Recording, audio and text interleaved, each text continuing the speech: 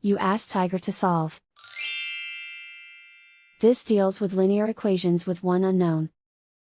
The final result is u equals 10. Let's solve it step by step.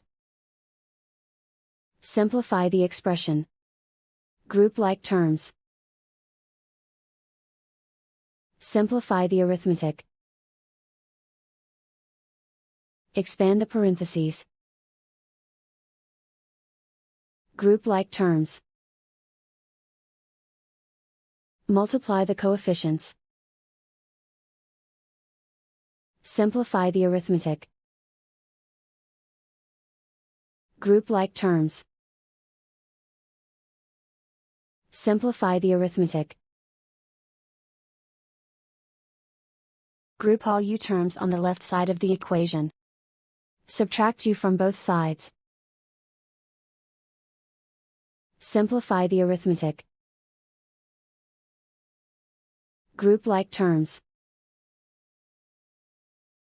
Simplify the arithmetic. Isolate the u. Divide both sides by -3. Cancel out the negatives. Simplify the fraction. Cancel out the negatives.